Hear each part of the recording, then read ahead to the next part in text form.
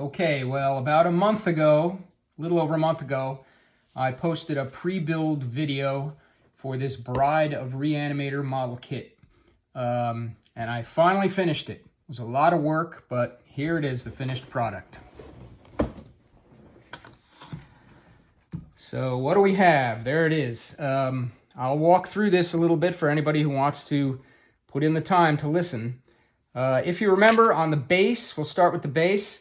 This was a resin base poured over a styrofoam mold. What happened was, since this was made in 1990, the 30-year-old styrofoam started to disintegrate. And it was open styrofoam on the bottom, so it just was wasting away down there.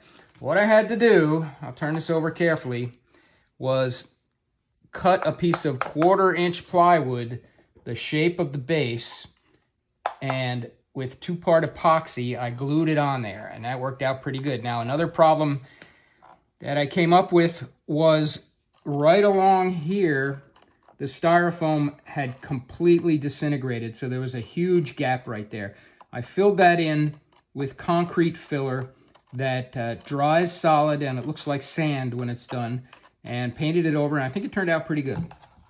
The base had 3 wall pieces, 1, 2, 3, and they went on pretty easy, so that completed the base. Then I did the entire thing in black, flat black, and then I went over it with several washes of different colors of gray. So I highlighted this guy's demon face here with kind of a bronze color, and finished up the sign here, the Bride of ReAnimator letters I put in the color of the reanimation fluid from the movie.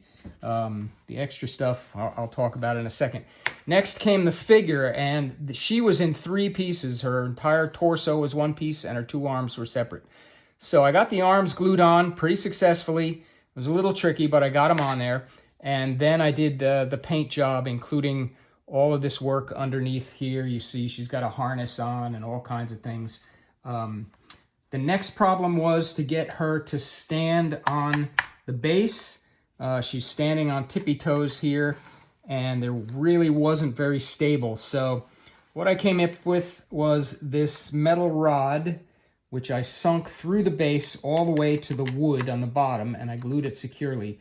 And then I brought it up the back here, painted it black for half and then gray for the other half, and I glued it right to one of her butt cheeks, right about there. And that gives her a nice solid connection to the base.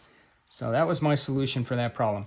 I wanted to put some kind of a dress on her rather than just having her stand there practically naked. That was just a little disturbing for me.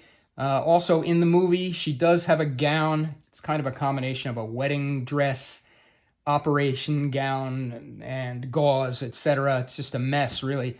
I came up with several different kinds of material to use, and I sided with this one. It's more of a gray than a white, and it's translucent enough to show the work underneath, but it does kind of fall nice and look like a gown. Dirtied it up with some red here to look bloody. And, you know, I'm not a tailor. I'm not a seamstress. I did what I could do. This is a rough cut, but I'm pretty happy with how it landed. I added these chains to hang off her wrists. In the movie, I don't really think she's chained down to the table, but I like to kind of look like it's part of the experiment that she was tied up. So there's some chains hanging there.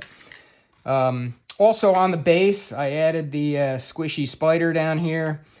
Here's our vial of the reanimation fluid that's spilling over. Of course, I got Mickey Rat over here checking out the action. And in general, very happy with how this turned out. I want to thank my friend Mike Vigetzi again for finding this kit for me and buying it and sending it to me for my birthday last year. This was produced in 1990, and my information tells me that there were only 50 of these ever made. So I'm going to guess that I have one of the very few that are built and still standing in the world, probably. I can't imagine the numbers of built kits of these is very prominent. So I'm very proud of this. This is going on display. This is model kit buildup number 215. And there it is, Bride of ReAnimator.